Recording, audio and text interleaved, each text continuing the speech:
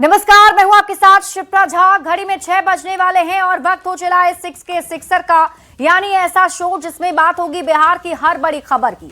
बताएंगे देश दुनिया में क्या चल रहा है, बात लॉ एंड ऑर्डर की भी होगी, कारोबार से जुड़ी जानकारियां भी आपको देंगे। खेल जगत में किन खबरों ने मचा रखी है सनसनी, हर खबर से आपको अपडेट कराएंगे। लेकिन शुरुआत बिहार की बड़ी खबर के साथ।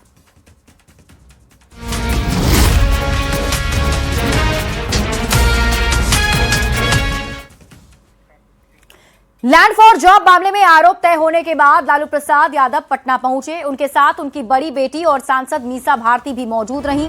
पटना एयरपोर्ट पर दोनों ने मीडिया से दूरी बनाए रखी और किसी भी सवाल का जवाब नहीं दिया। इसी पर न्यूज 18 संवाददाता विनीता मिश्रा और अधिक जानकारी दे रही हैं।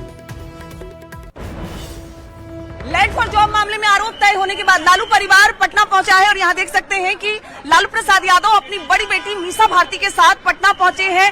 और जिस तरीके से लैंड फॉर जॉब मामले में जो आरोप तय हुए हैं उसके बाद लालू प्रसाद यादव यहाँ पहुंचे हैं और लालू प्रसाद यादव फिलहाल बात नहीं कर रहे हैं। सीधी तस्वीर ये पटना एयरपोर्ट की नजर आ रही है। लगातार उनसे जो सवाल है वो किए जा रहे हैं। मीसा भारती लालू प्रसाद यादव के साथ मौजूद हैं, लेकिन फिलहाल वो बात करने को तैयार नहीं है। लैंड फॉर जॉब मामले में जिस तरीके से जो आरोप है वो तय हुए हैं और जिस तरीके से लालू परिवार की जो मुश्किलें हैं वो बढ़ी है। लालू परिवार पटना तो पहुंच चुका है। लालू प्रसाद यादव के साथ मीसा भारती भी यहाँ पहुंची है और देखिए वो फिलहाल किसी भी सवाल के जवाब देने से फिलहाल वो मना कर रहे हैं। और ये सीधी तस्वीर पटना एयरपोर्ट की, तो ये देख सकते हैं कि जो सीधी तस्वीर है पटना एयरपोर्ट की, जहां लालू प्रसाद यादव पटना पहुंचने के बाद एयरपोर्ट से अपने कार में बैठ गए हैं। उनकी बेटी मीसा भारती भी उनके साथ बैठ गई हैं। और जो ये लैंड फॉर जॉब मामला है इसमें लालू देखिए लगातार बात करने की कोशिश की जा रही है, लेकिन ना लालू प्रसाद यादव और ना ही मीसा भारती बात करने को तैयार हुए हैं। हालांकि लालू प्रसाद यादव और मीसा भारती की तरफ से कोई बातचीत नहीं की गई। कैमरामैन अजय दुबे के साथ विनीता मिश्रा, न्यूज 18 पटना। तो लालू परिवार की बढ़ती मुश्किलों के बीच आरजेडी की विरासत को लेकर सियासत शुरू हो गई है। बीजेपी प्रवक्ता नीरज कुमार ने बड़ा बयान दिया है। उन्होंने कहा कि तेजस्वी यादव की पत्नी राजश्री जल्द ही आरजेडी में दूसरी राबड़ी देवी बनेंगी। पहले आईआरसीटीसी और फिर लैंड फॉर जॉब मामले में आरोप तय होने के बाद नीरज कुमार ने कहा कि पूरे परिवार को जेल हो सकती है। ऐसे में आरजेडी की कमान राजश्री को ही सौंपी जा सकती है, क्योंकि आरजेडी में कभी भी कार्यकर्ताओं को तरजीह नहीं दी गई है, ना उन्हें कमान दिया गया है। लालू परिवार के पास दूसरा कोई ऑप्शन नहीं है। अब इनके परिवार के लालू यादव जी हों, राबड़ी देवी जी हों, तेजस्वी हों, तेज प्रताप हों, सभी तो अब जेल जाने वाले हैं। तो अभी किसको पार्टी की कमान देंगे? इनकी पार्टी कार्यकर्ता बस पार्टी तो इनकी है नहीं। भाजपा जैसी पार्टी तो इनकी है नहीं कि यहाँ कोई भी राष्ट्रीय अध्यक्ष बन सकता है, प्रदेश का अध्यक्ष बन सकता है। यहाँ परिवार से ही बनना है। तो एक राजश्री ऑप्शन बनता है। तो मेरा सवाल आरजेडी के लोगों से है कि क्या राजश्री को वह लोग सेकंड राबड़ी देवी बनाने जा रहे हैं? क्या यह उनको बताना चाहिए? नहीं तो उनके पास क्या ऑप्शन है? किसी आप कार्यकर्ता को बनाएंगे, यह भी उनको बताना चाहिए। लालू परिवार को लेकर बीजेपी प्रवक्ता नीरज कुमार के बयान पर सियासत भी गर्मा गई। आरजेडी ने बीजेपी पर पलटवार करते हुए कहा कि बीजेपी के नेता मुंगेरी लाल के हसीन सपने देख रहे हैं और उनका सपना सपना ही रह जाएगा। वहीं कांग्रेस ने कहा कि अगर लालू परिवार बीजेपी का कमल थाम लिए होता तो पवित्र हो गए होते। तो लेकिन उन्होंने कमल नहीं थामा है, इसलिए संघर्ष कर रहे हैं और इस बार भी लालू परिवार से इस संकट से निकलने की कोई ना कोई तैयारी जरूर कर ली होगी। भारतीय जनता पार्टी के नेता सपना देखना छोड़ दें। भारतीय जनता पार्टी के नेता को एक बात समझ लेना चाहिए कि राष्ट्रीय जनता दल पूरी मजबूती के साथ, पूरे संकल्पों के साथ तेजस्वी जी के नेतृत्व में आगे बढ़ रही है और हमें पूरा यकीन है न्यायपालिका पर कि हमें न्याय मिलेगा। हाथ में कमल थाम लेते पाक हो जाते वो, आईडी गर तेरी खुराक हो जाते वो, फिर न कोई तारीख न किसी ट्रायल का खौफ, हिमंता विश्वा की तरह सफाक हो जाते वो। यही सच्चाई है ना कि अगर कमल थाम लिया होता तो आज पूरा लालू परिवार बड़ा पवित्र होता। नहीं थामा तो लड़ना पड़ेगा। तो मुझे लगता है कि इस संकट से जूझने की तैयारी भी इन लोगों ने कर ही ली होगी। लालू जी कई बार राजनीतिक संकटों में फंसे और उससे वो बाहर निकले हैं, या हालांकि ये पार्टी का आंतरिक मामला है, लेकिन कुछ न कुछ तैयारी होगी जरूर। इधर जेडीयू ने भी बीजेपी के बयान का समर्थन किया है और कहा है कि लगता तो ऐसा ही है कि जब पूरा परिवार जेल चला जाएगा तो पार्टी की कमान राजश्री को ही दी जा सकती है। लालू प्रसाद यादव जी पे चारा घोटाला के आरोप लगा था तो वो अपनी पत्नी को मुख्यमंत्री बना दिए थे, तो क्या तेजस्वी यादव जी पे भी आरोप लगा है तो अपनी पत्नी राजश्री यादव को नेता प्रतिपक्ष बनाएंगी क्या? लगता तो यही है, क्योंकि इन लोगों का जो इतिहास है ये तो यही है, परिवार मोह। बिहार विधानसभा चुनाव के नतीजे पर अभिनेता से नेता बने खेसारी लाल यादव ने बड़ा बयान दिया। पटना एयरपोर्ट पर खेसारी लाल ने कहा कि बिहार में हार की वजह सबको पता है। छपरा सीट से अपनी हार पर खेसारी ने कहा कि राजनीति में सच बोलकर आगे नहीं बढ़ा जा सकता, झूठ फरेब करके ही लोग राजनीति में आगे बढ़ सकते हैं, और ऐसा है तो हम नेता नहीं अभिनेता ही ठीक है। कि आपको नहीं पता होगा, हार का कारण पूरे बिहार को पता है और ये चुनावी चीज है। मुझे लगता है कि मैं एज ए कलाकार ही सही हूँ और हम लोगों के लिए पॉलिटिक्स सही है नहीं। रीजन ये कि यहाँ सच बोलने पे प्रॉब्लम है। यहाँ जो सच बोलेगा वो कभी जीवन में, मुझे नहीं लगता कि पॉलिटिक्स में वो बहुत आगे तक जाएगा। यहाँ सिर्फ झूठे वादे करना आपको अगर आता है तो आप पॉलिटिक्स में आओ, आपको दुनिया को सिर्फ बेवकूफ बनाना है तो आप आओ। हम लोगों ने सिर्फ ईमानदारी से अपने जीवन को लेकर चला है और हमेशा से हमने एक जिम्मेदार और ईमानदार दोनों चीजें हमारे अंदर थी, शायद तभी हम यहाँ तक पहुंचे। और हार का कारण देखिए, अब बिहार के जनता को बदलाव ही नहीं चाहिए, बिहार की जनता को बेहतर कुछ नहीं चाहिए, तो उसके लिए जिम्मेदार कोई नेता नहीं हो सकता, वो आरजेडी नहीं हो सकता, बल्कि मुझे लगता है कि वो जिम्मेदारी कहीं ना कहीं पब्लिक को उठानी पड़ेगी कि अगर उसको बेहतर बिहार चाहिए, उनको बेहतर बिहार अगर दिख रहा है तो सही है, बेहतर बिहार। मुझे लगता है कि मैं बेहतर हूँ और मैं बेहतर अपने जीवन में अपने बच्चों के लिए कर रहा हूँ। अगर बिहार के लोगों को भी अपने बच्चों के बेहतर के लिए करना है तो उनको बेहतर विकल्प के साथ ही जाना पड़ेगा। अगर वो नहीं जाना चाहते हैं, उनको लगता है कि हमारे लिए यही सरकार बेहतर है, तो भाई उनका अपना चुनाव है, उनकी अपनी सोच है, उसके लिए ना हम दोषी हैं और ना कोई सरकार दोषी है। मुख्यमंत्री नीतीश कुमार बिहार यात्रा पर निकलने वाले हैं और पीएचडी मंत्री संजय सिंह ने कहा है कि उन्होंने अपने सभी अधिकारियों को निर्देश दिया है कि मुख्यमंत्री नीतीश कुमार के 7 निश्चय योजना में कहीं कोई कमी नहीं दिखनी चाहिए। ये उनका ड्रीम प्रोजेक्ट है। बिहार यात्रा के दौरान कहीं कोई लापरवाही ना हो। मुख्यमंत्री जब अपनी यात्रा पर निकले तो उन्हें पानी से जुड़ी हुई कोई समस्या ना दिखे। के जितने भी वरिष्ठ पदाधिकारी हैं वो लोग अपने पदाधिकारियों को आने वाले समय में कैसे, चाहे सीजीआरसी का मामला हो या फिर विभाग में जो भी कार्य हो रहे हैं उसको और प्रगति कैसे लाया जाए, कैसे कार्य में तेजी लाया जाए, कैसे कार्य में क्वालिटी के साथ काम करें, कैसे आने वाले समय में एक से एक इक्विपमेंट्स लाकर, और हम लोग जो प्रयोगशाला अभी जो जिला वाइज खोलने जा रहे हैं उसमें जो दूषित जल है उसका जांच करें, और हर घर नल और हर घर शुद्ध जल के साथ साथ हर घर स्वच्छ जल कैसे पहुंचे, ये हमारे माननीय लोकप्रिय मुख्यमंत्री जी का जो सपना है उसको हम लोग पूरा करने का काम करेंगे। मुख्यमंत्री नीतीश कुमार आज भोजपुर के जगदीशपुर पहुंचे, जहां वे विधायक भगवान सिंह कुशवाहा की पत्नी की श्रद्धांजलि सभा में शामिल हुए। इस मौके पर डिप्टी सीएम सम्राट चौधरी, जेडीयू के राष्ट्रीय कार्यकारी अध्यक्ष संजय झा और मंत्री विजय चौधरी ने भी हिस्सा लिया। दिवंगत उषा सिंह को इन लोगों ने भी श्रद्धांजलि अर्पित की। मुख्यमंत्री नीतीश कुमार यहां करीब 20 मिनट तक रुके और इसके बाद पटना वापस लौट आए।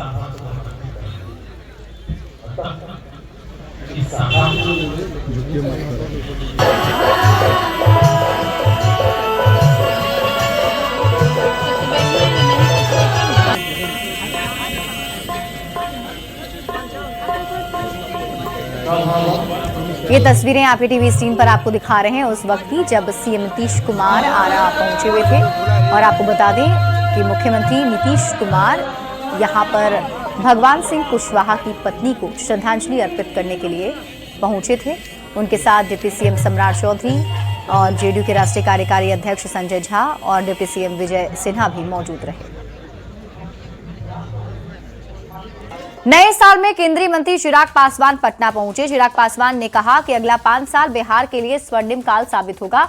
वहीं लैंड फॉर जॉब मामले में लालू परिवार पर आरोप तय होने पर चिराग पासवान ने कहा कि कोर्ट सबूत के आधार पर अपना काम करता है। जबकि रोहिणी आचार्य पर उन्होंने कहा कि बहन और बेटी होने के नाते चिंता स्वाभाविक है।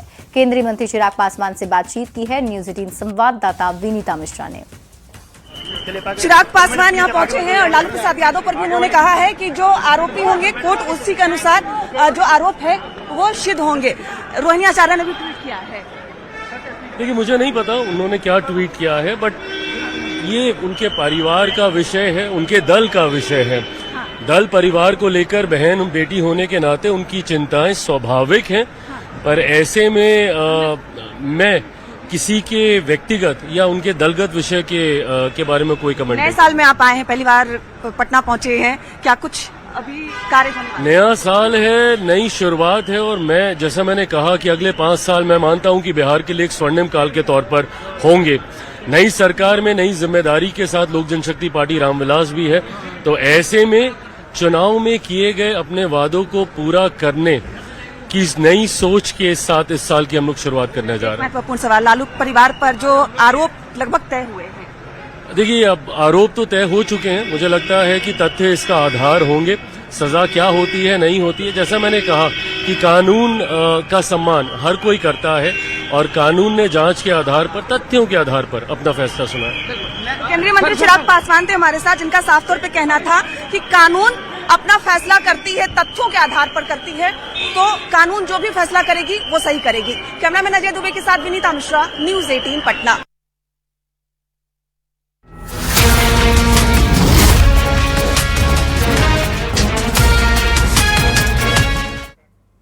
और अब बात लॉ एंड ऑर्डर की करते हैं और बड़ी खबर आपको समस्तीपुर से बताते हैं, जहां सड़क हादसे में युवक की मौत पर जमकर बवाल काटा गया। NH 28 पर आक्रोशित लोगों ने वाहन व बैरिकेडिंग में तोड़फोड़ की है। इस दौरान पुलिसकर्मी के साथ हाथापाई का वीडियो भी सामने आया है। स्थिति बिगड़ने पर डीएसपी विवेक कुमार शर्मा, बीडीओ और अन्य अधिकारी मौके पर पहुंचे। काफी मशक्कत के बाद लोगों को शांत कर जाम हटवाया गया। पुलिस ने शव को पोस्टमार्टम के लिए भेज दिया है और ट्रक को जब्त कर लिया है। घटना हो रहा है क्या? कौन एनएच जाम किया? एनएच जो है ढांढा लगा देता है लोहा वाला, और उससे जो है पब्लिक को आने जाने में तकलीफ होता है। कौन लगा देता है? प्रशासन।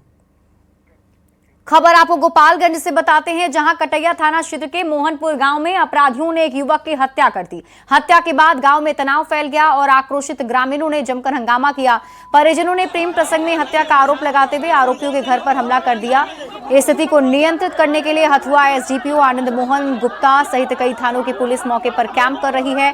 एफएसएल और टेक्निकल टीम जांच में जुटी हुई है। अपनी दुनिया में भेज दिला रहती हमारा बाबू के मुआवला लौटाए के, हम कैसे जियब, हम कहाँ रहब? हमारा बाबू हमरा के तरह कर हमारा बाबू कह देले रही तो लता हमने क्या?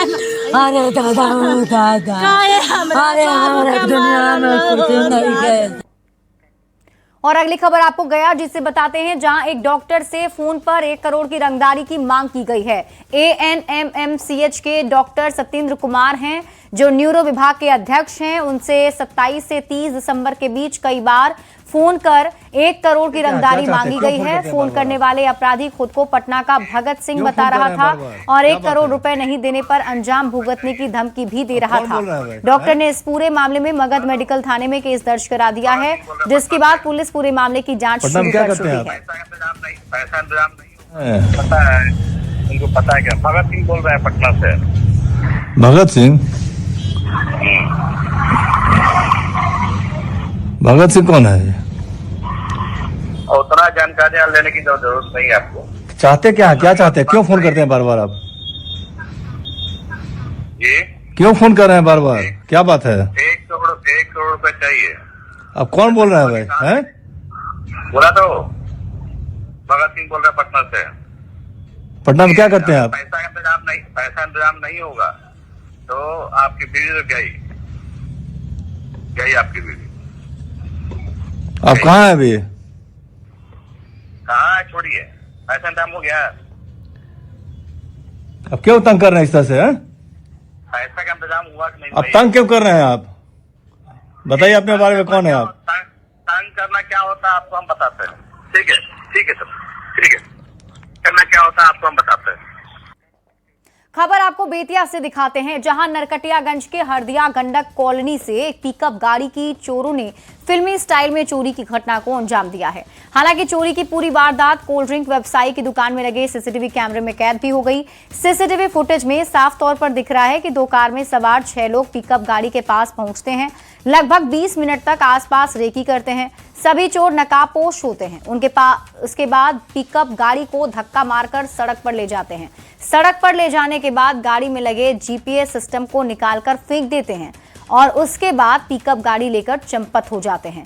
घटना सुबह 4 बजे की बताई जा रही है। गाड़ी मालिक ने थाना और 112 पुलिस टीम को घटना की जानकारी दी है। मौके पर पहुंची शिकारपुर पुलिस फिलहाल जांच पड़ताल में जुट गई है।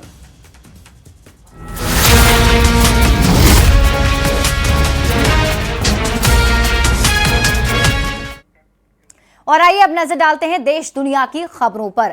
अयोध्या से आपको इस वक्त की बड़ी खबर बताते हैं, जहां राम मंदिर में 3 शख्स को हिरासत में लिया गया है। अहमद शेख पर मंदिर परिसर में नमाज पढ़ने का आरोप लगा है। श्रीनगर के शोपिया का रहने वाला ये आदमी बताया जा रहा है। आरोपी अहमद शेख, जिसे रोके जाने पर आरोपी शख्स ने फिर सांप्रदायिक नारे भी मौके पर लगाए। सुरक्षा बल ने आरोपी शख्स को हिरासत में ले लिया है। अयोध्या में 3 लोगों ने नमाज पढ़ने की कोशिश की। सूत्रों के हवाले से ये खबर आपको बता रहे हैं।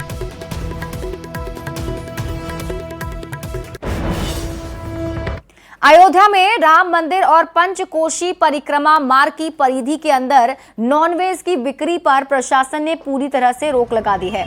ये प्रतिबंध अब केवल होटल, ढाबे और दुकानों तक सीमित नहीं रहेगा, बल्कि ऑनलाइन डिलीवरी करने वाली कंपनियों पर भी लागू होगा। प्रशासन ने इस संबंध में होटल संचालकों, दुकानदारों और guest house, home stay, online food delivery कंपनियों को आदेश जारी कर दिया है। इतना ही नहीं, प्रशासन ने चेतावनी दी है, अगर कोई कंपनी या दुकान मालिक नियम तोड़ता है तो उसके खिलाफ सख्त कार्रवाई की जाएगी।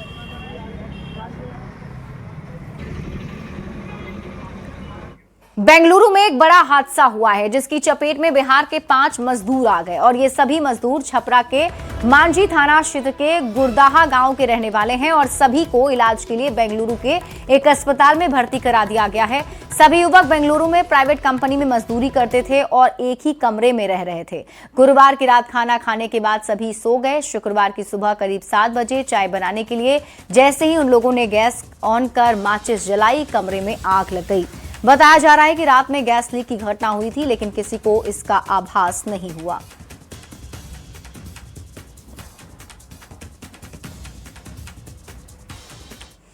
जयपुर के हिट एंड रन केस सामने आया है, जिसमें एक बेकाबू ऑडी ने करीब 16 लोगों को कुचल दिया है।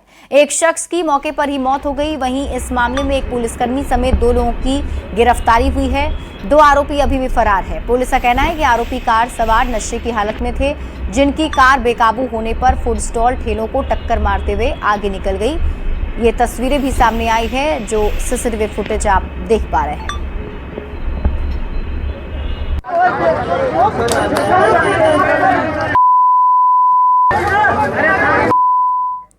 विधानसभा चुनाव में पार्टी विरोधी गतिविधियों में शामिल होने वाले जेडीयू के 12 नेताओं पर गाज गिरी है और ऐसे नेताओं को पार्टी से 6 साल के लिए निष्कासित भी कर दिया गया है।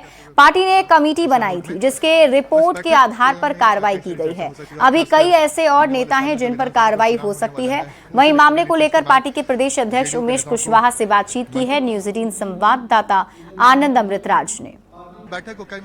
चुनाव में जेडीयू के कई ऐसे नेताओं ने पार्टी विरोधी गतिविधि में शामिल होकर जेडीयू के उम्मीदवार को नुकसान पहुंचाया और अब समीक्षा बैठक के बाद वो ऐसे नेताओं पे कार्रवाई भी शुरू हो गई है। कई नेताओं को पार्टी से बाहर निकाल दिया गया। हमारे साथ जेडीयू के प्रदेश अध्यक्ष उमेश जी, कई नेताओं पर कार्रवाई की गई है, क्या हुआ था, इनके बारे में क्या रिपोर्ट में?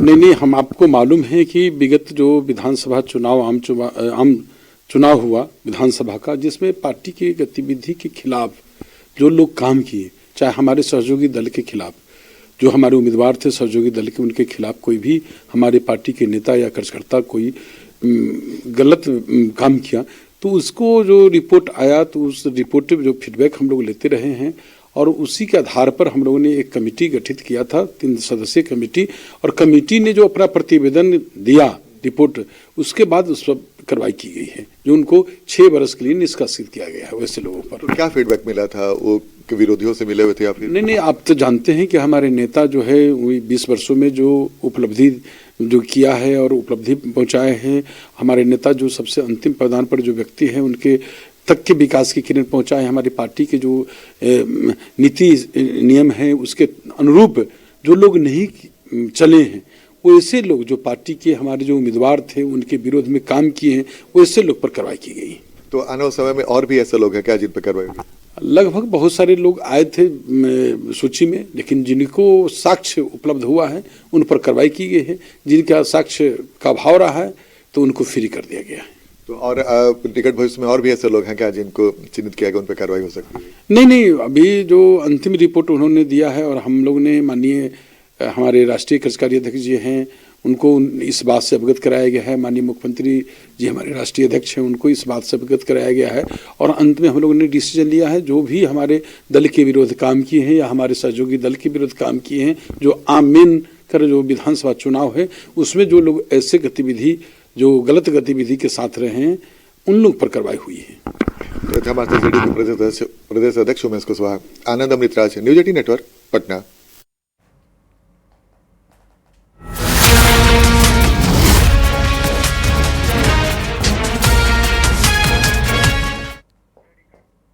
और अब खबरें कारोबार और बाजार से जुड़ी हुई आपको बताते हैं। भारतीय शेयर बाजारों में शुक्रवार 9 जनवरी को तेज उतार चढ़ाव भरा कारोबार देखने को मिला। शुरुआती तेजी के बाद बाजार में बिकवाली हावी हो गई और सेंसेक्स और निफ्टी लगातार 5वें दिन गिरावट के साथ कारोबार करते नजर आए। कारोबार के दौरान सेंसेक्स 600 अंकों से भी अधिक टूट गया, वहीं निफ्टी लुढ़ककर 25,700 के भी नीचे चला गया। विदेशी निवेशकों की लगातार बिकवाली और कमजोर ग्लोबल संकेतों से बाजार के सेंटीमेंट पर दबाव देखने को मिला।